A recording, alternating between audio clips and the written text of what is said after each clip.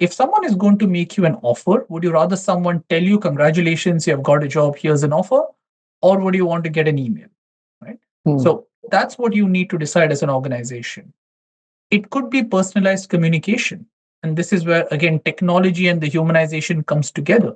But Hmm. technology has reached such a stage where I can personalize a whole lot of messaging.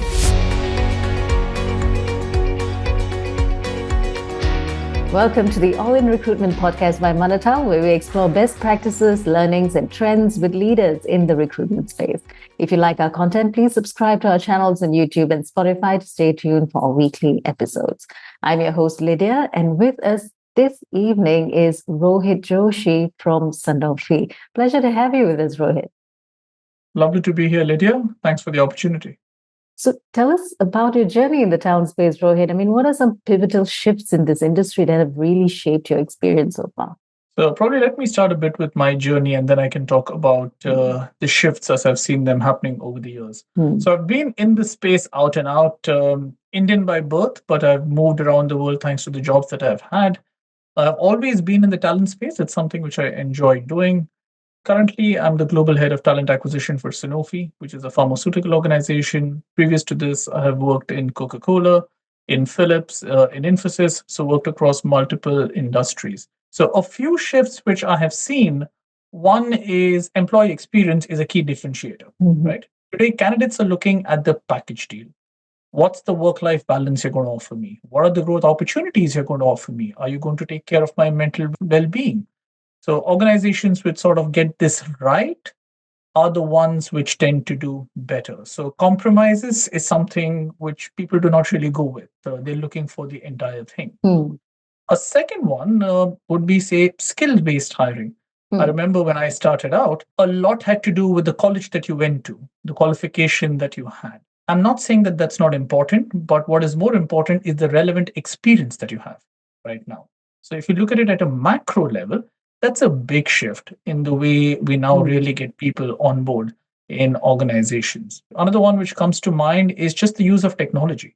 And this is very pervasive now. But if you think of a talent process, especially talent acquisition, you have technology solutions, and many of us experience that as candidates, right from how you find a job to how you get screened to how you interview.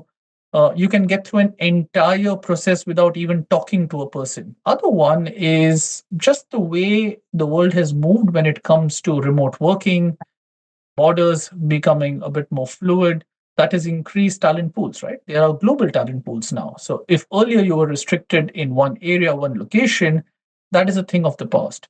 Now, of course, that doesn't make it easier, but it really enhances your talent pool. So companies, Hmm. again, which get it right, have an advantage here, which is a good segue into the whole flexible way of working. And flexibility can come in many parts. It could be the kind of work that you do. Do I want to be a full time person? Do I want to be a contingent one?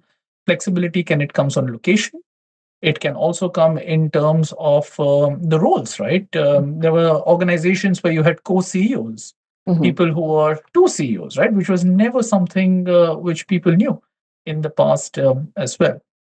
And the last two, I would say, is a very big change in the way in which people and then, of course, companies look at DEI. Because at the end Hmm. of the day, companies are a reflection of the society that we live in. So when DEI topics rightfully are important, organizations also have to keep step with what the world is moving to. And the companies which are ahead in this space tend to be well looked at, especially at Gen Z, which tend to have a stronger say in this. And the last one is, I would say, upskilling and reskilling.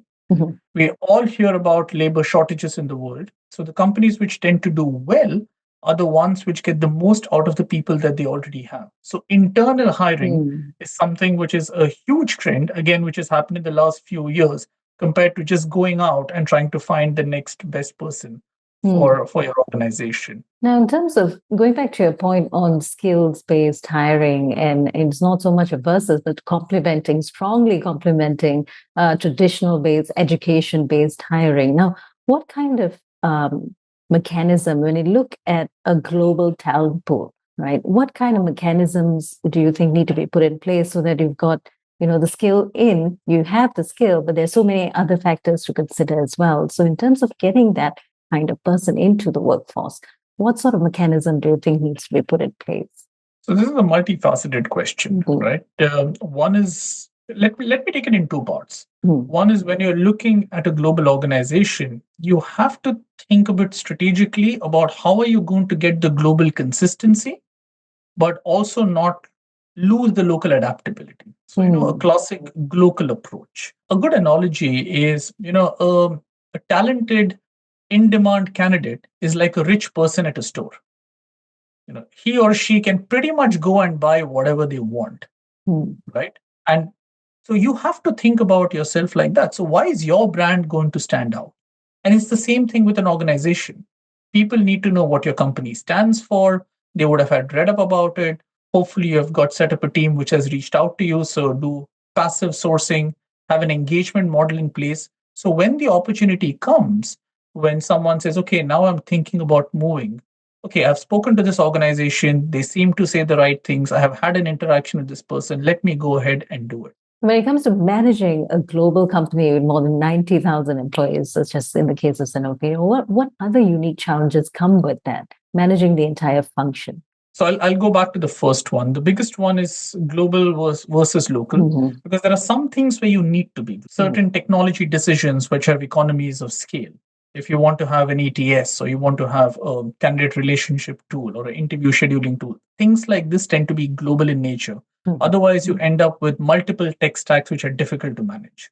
So you have to decide as an organization, where are you going to be global and where are you going to be local? That's point one. Second thing, multiple countries means multiple laws, and you have to be compliant. So how are you going to navigate the whole compliance ecosystem? And staying compliant means being always updated with what is happening. Now, we talked about remote working, people moving around. While that's easy to do, it also leads itself to challenges when it comes to data. Where do you store your data? Does data move across borders? Now, that goes back again into compliance. So you really have to think about that as well when you are setting up systems. The next one I did refer to, and it's important, it's localized employer branding. Now, one is, yes, I know that you're working for this amazing global organization, but what does it mean for me in my role in my country? So there's a global way of looking at it, but how does it land at a local level? Then sourcing and competition, because you will have competition which is at a global level where you're probably dealing with a lot of global players similar like yourself, but then there are going to be very strong local players as well. So where is it that you want to stand out? What is your value proposition? Why should someone consider you above another global player or a really strong local player? So you need to have that in mind. And the last one is, and this is something that we constantly try to get right, and it is challenging. How do you ensure that the candidate experience is as consistent? It doesn't matter which country you're in, right? And certain industries get that really correct, and sometimes familiarity helps. So experience needs at a level to be consistent. It doesn't matter where you go. And then depending on the kind of person that you want to go to, then it can be tailored or calibered, right? Retail organizations tend to do this very well. Technology organizations tend to do this very well. So in terms of looking at talent that is highly specialized, or you really need to fill this role, and it's a very difficult role to fill, what kind of approaches, what kind of very practical approaches have been successful when it comes to recruiting these types of individuals? Let me give you an analogy, and hopefully that will help it land. The time to build a shed in the garden is not when it's raining, right? You do it when it's sunny. So the whole analogy being that if you know that these skills are going to be in demand, this is something which your organization needs to do. You need to be prepared and do this well in time before the actual demand hits your desk. And that's why being close to the business and understanding what those critical skills are, what is the business plan going ahead, is the most important thing. Once you have that alignment, then it's a sequence of event, and then it comes to discipline and execution, and it's got to be done well. Proactive sourcing, we talked about it, building your pipeline, talking to people multiple times over, right? It has been proven that you need 7 engagements before something registers in your mind. right? So how do you do that in a thoughtful manner? Now, once you have engaged with the person, once you have got them into your talent pipeline, how do you ensure that the long-term nurturing relationship continues? So what is your engagement plan? Am I going to reach out to them once a month, once a quarter, once in 6 months? Then you also need to think about what is the tailored process for them. If you know that these people are extremely in demand, are you going to put them through a 5 interview round process, right? When you know that they're going to make the decisions quickly? Or are you going to use all the data that you've collected with all the previous decisions or conversations that you have had with them? So when the time comes, you can make and turn things around very, very quickly. So using data as we go through it to maintain your pipeline, check how it is working is also really important. So, going back to your point of being close to the business and really understanding or trying your best to forecast those needs as it comes along. So, in terms of a recruiting team or talent acquisition team, what might be some best ways to do that in order to prepare themselves? And what might be a good enough look ahead? How long do you have to look ahead? So, I always say if you're going to talk to a business leader, you have to do one of two things. Either you tell him or her something that they do not know, or you say something to them which they know, but you back it up with data. The moment you do this, you bring in a lot of credibility. That's step one. Step two is understanding where the business is going. And this is why it's really important to have not only formal but informal interaction sessions, especially with the strategy team, especially with the business leaders whose job is to look ahead. They have to manage the present, but they have to plan for the future. And this is where you need to be with them to understand what that future is going to look like. Stephen Schwartzman, who was an ex-CEO of BlackRock, very famously said, there's no business plan without a talent plan. And a lot of organizations now are understanding this, right? Where now it's a bit difficult, but in the past, money was easy to get. There was a lot of VC money which was floating around. And the question was, how do you invest that money? So when capital is not a problem, it's finding the right people at the end of the day who can make use of the capital. And that's always a person thing, right? So once you talk to the business, you understand, okay, this is my business right now. This is what my business is going to look like in the next 2 years, 3 years, 5 years, the horizon that you have. Do I have the right people today? And will I have the right people tomorrow, given that my business is going to change? And then the conversation is, okay, if I have the people now, fine, but there's a 50% gap. Right. How am I going to fix that 50% gap? Am I going to upskill them? Am I going to hire them? Right. And then if you're going to hire them, okay, then what's the strategy? Are we going to hire a lot of college graduates and train them? Do we need to get experienced people on board? Do we have the right skill sets there? And then as a talent leader, it's your job to then take that gap and then build a plan so that you are well prepared when the time is right. Because you cannot do that at that time. It has to be done well in advance. And I would imagine this also includes a very critical piece that you talked about earlier in terms of shifts, the internal mobility piece, and also investing back into people. So in terms of looking into the organization to find that kind of talent, I mean, what might be some first steps to take to begin this process? I think the most important thing is to be self-aware.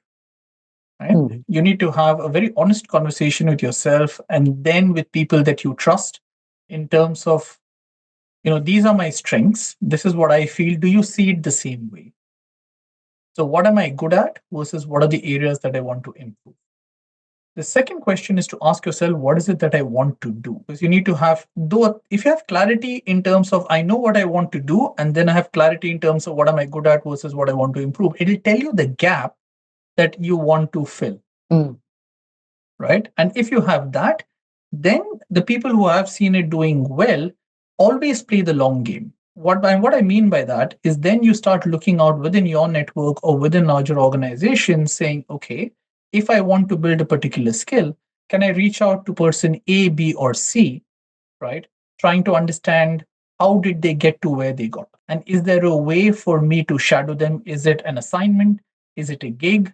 Is it an opportunity where I can start building that up? That's point one. Point two would be talking to people who are the decision makers, right? And letting them know that you're interested. Because many times people have a view that they want to do it. But if you don't tell the right people, or if you don't show efforts that you're making there, it's not going to go far. What I always remember are two things. The most important decisions about your career are made when you are not in the room. So that means that you need to network, you need to talk to people, and they need to know what you're doing. The second thing is no one is 100% on the job on day one. No one.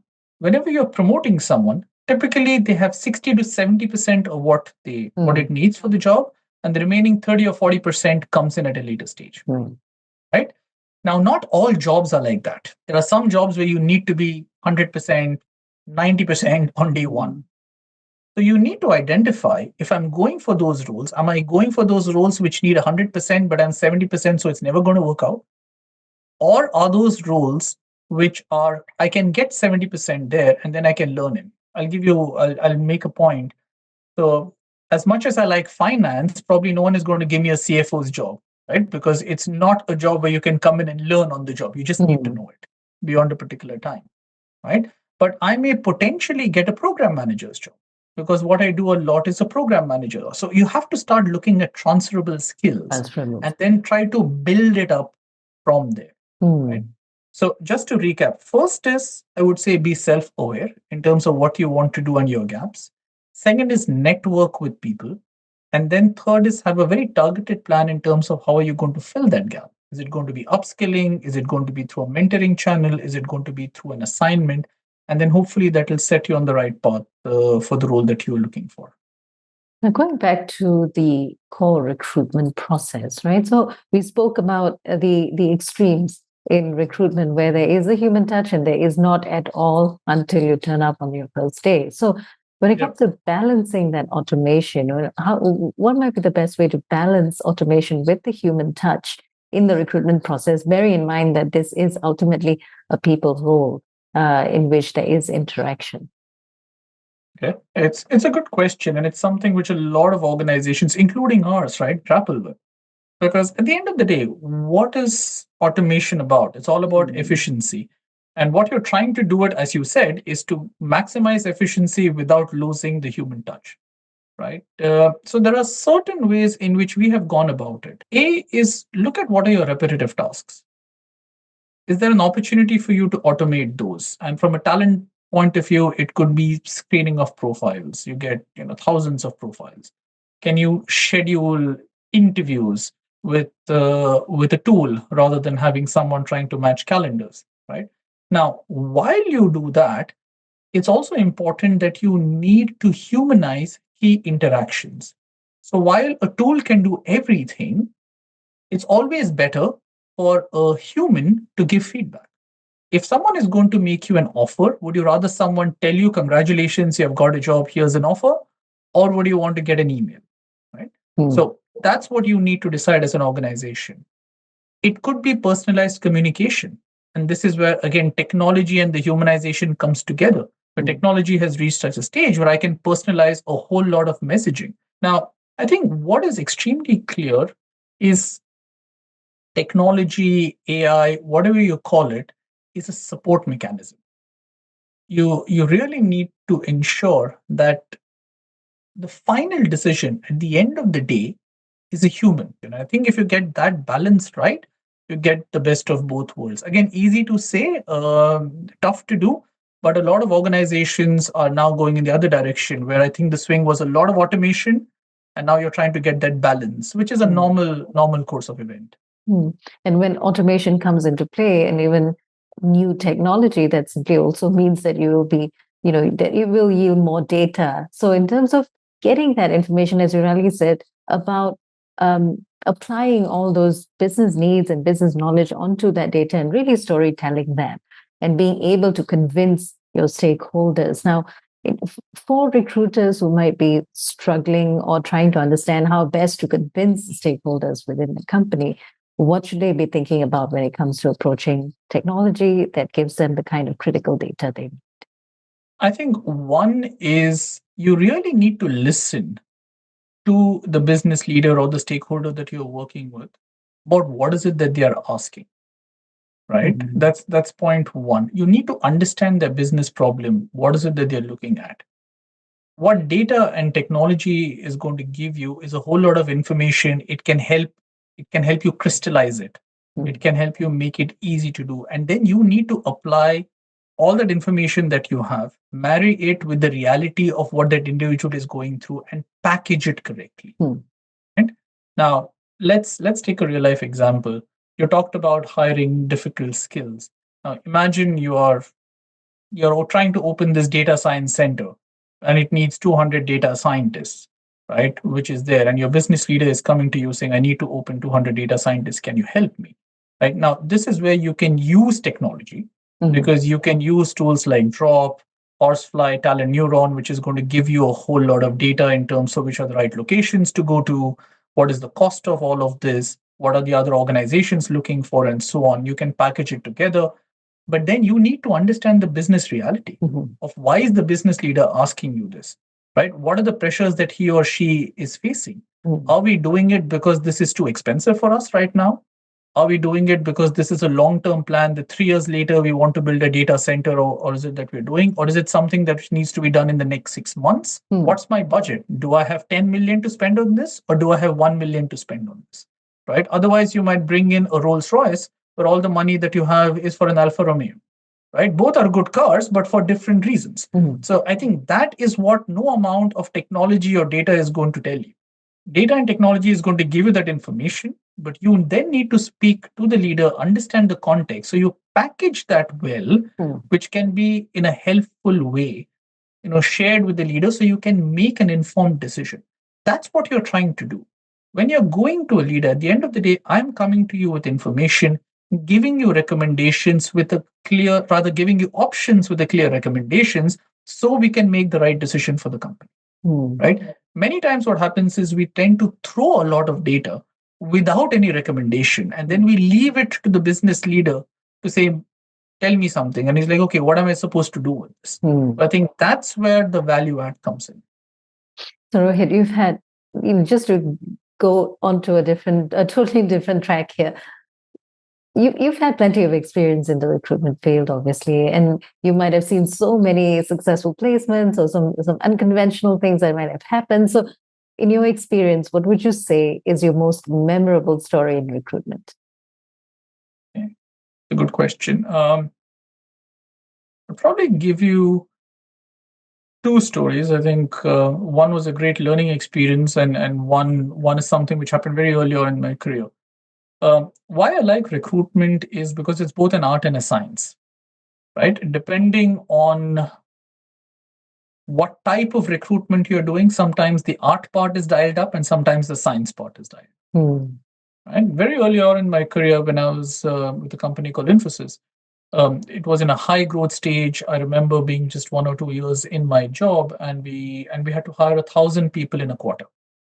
Right, and it was a 3-member team, and of course there was some support to do it, but it was just given to us. And that was when I learned how do you really look at it from a supply chain perspective. How do you set in processes in place? How do you do it? We managed to do it. There was a lot of challenges, mistakes made along the way, but that's when the science part of it came in, where it was really a good mix of human resources, supply chain, production. We did all of that, but we managed to do that, right? So that was a memorable experience, and it gave me confidence that it can be done.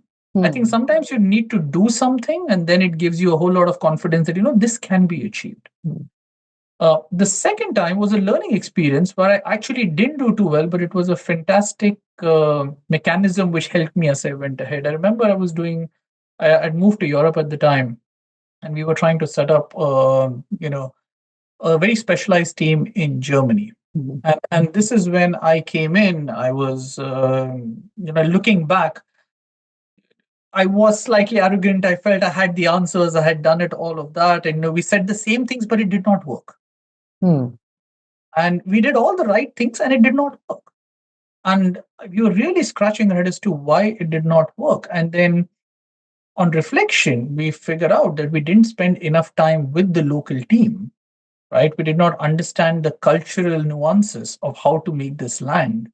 Some people need more time. We did not explain the process very well. We were not as structured as we thought. So one is, and that was another memorable experience for another reason, where you may have all the right answers by the book, it should work. but you cannot disregard human interaction, cultural nuances, and that plays a huge role Mm. because the same statement can be interpreted in different ways depending on which part of the world you are in. Hmm. And that was a big learning experience for me. While eventually we got the project back on track, but there were a lot of conversations, a lot of very radical candor moments, Hmm. which helped shape thinking, and has also helped me as I've moved along in my career. Now, in terms of that experience, I'm curious to know, what was the main takeaway from that experience? So if you come with all the knowledge that something really should work, theoretically, you've seen it work before, but once applied onto a different market, it completely doesn't. It doesn't give you the results you're anticipating, or just simply doesn't work at all. So, what might have been the takeaway there? Do you go in there as consultative first, just to find out, or do you completely go in there and execute? Yeah. The mistake which I made was I went in and executed Mm. straight away. The lesson which I learned was yes, you have a plan, but you always need to be humble and talk to the person on the ground, going back to the global versus the local thing, Mm. saying, this is a plan. This has worked in ABC. Can we sit down together to understand, do you think it's going to work here? Mm. What are the challenges? What will work? What will not work? And that was something which could have been done better.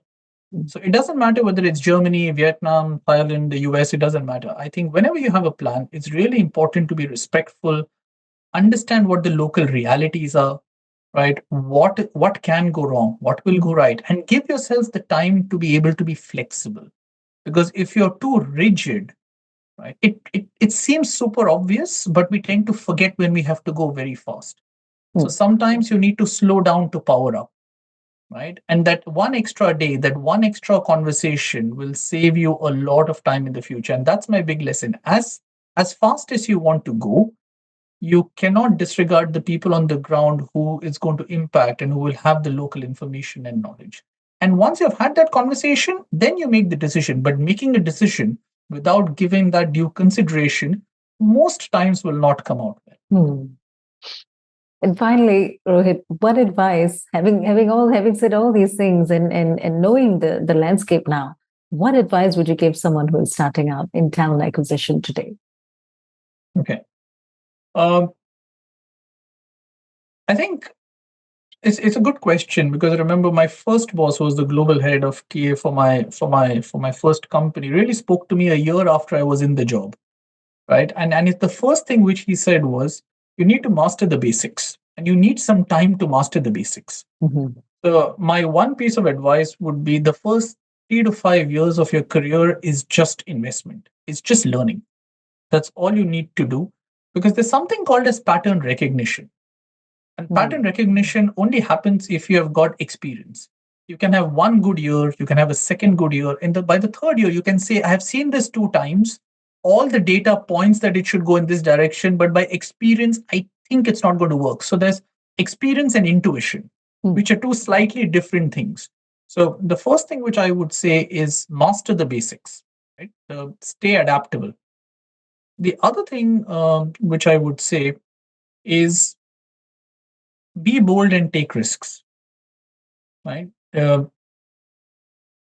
When you're young in your career, there are a lot of options and opportunities to do. The scarier the opportunity, the more you're going to learn,